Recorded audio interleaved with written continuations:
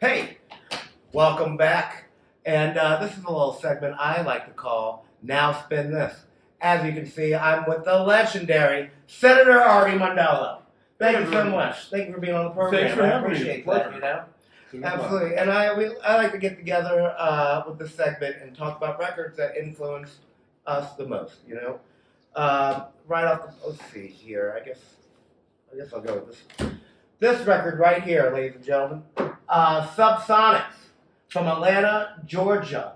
This record is one of my favorite records, probably one of the best records I think that's ever come out of Atlanta. It was recorded in 2016 on Slovenly Records, and that's a fantastic record label, by the way. I love those guys. And I gotta say, this record is so good. Now, if you're like me and you worship the Velvet Underground, this record is for you. I mean, the whole record from front to back is fantastic. Have you heard this record? Yes, absolutely. I remember waiting intently for it to come out because it seemed like it never would. What do you know about Subsonics? Subsonics were actually the very first band I met in Georgia. We're talking about 1993 and 94, Beefstock in Athens. And I rode up with a friend's band that was playing for that.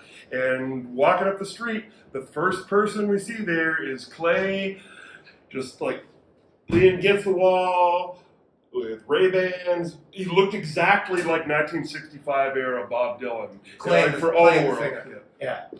And Buffy looked exactly, today, 30 years later, she looks exactly the same. She's not aged a bit. I mean, and everything to the tone, everything to the guitar sound, the guitar solos, it's just screaming Lou Reed. I don't know if the band's going to like me comparing them to Velvet Underground, but I don't care because I have a show and they don't, you know what I mean, baby?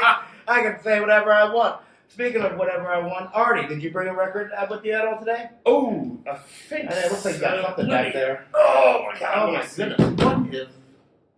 Oh man, he's got a secret briefcase. Yeah, well, you never know where you're going to sleep. So what do you got? Here we have. Is this an amplifier? This is a speaker cabinet from Ampro. God bless their hearts. They made a fine product that. Kicks it to this day. Great place to store your records. Folks. Yes, it is. Exactly. Don't get a 10-inch. Go for the 12-inch. So what do we got here?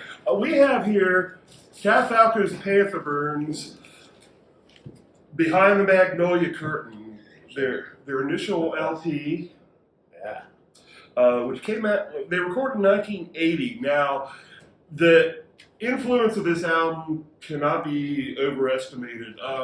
I actually had the pleasure of telling Tav some years ago that, like, pretty much I'd say about 90% of everything awesome that ever happened to me is because of him and this record and the subsequent ones.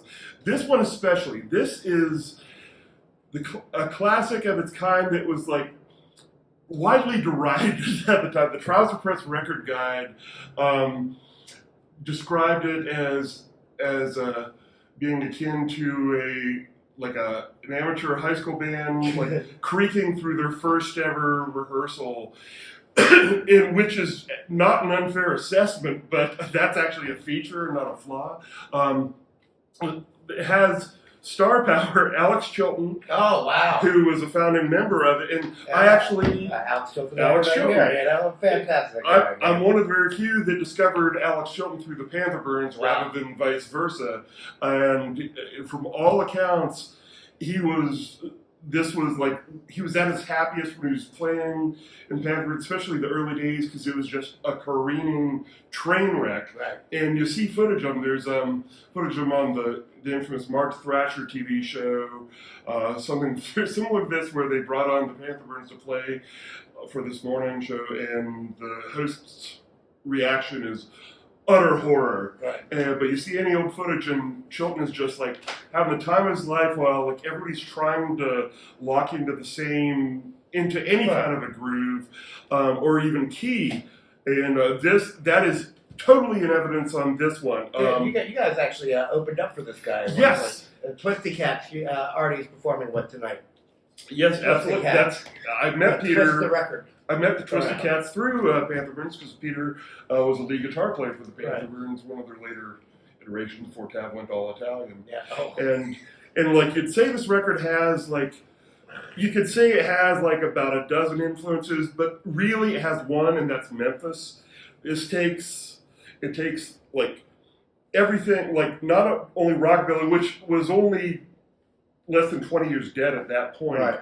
but had never died in Memphis. You've got the tango, you've got the samba, you've got blues, all of it. And none of it was conscious. It was not like one of those, oh, let's take this blues song and punk it up or anything like that. This is just, it's totally Memphis, the Memphis style, where you get a bunch of freaks together and you just rub it, and the friction creates these sparks that like often burn out of control and often fizzle, but it's never less than exciting, like brakes that are failing on you.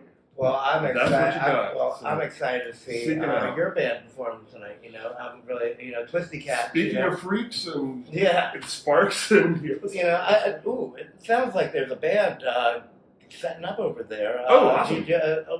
Want to check them out? Yeah. Hey, ladies and gentlemen, we got a band that's ready to go for here on the program. What do they play?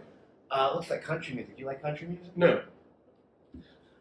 Ladies and gentlemen, put your hands together for Sid and the Ramblers, baby. Hey!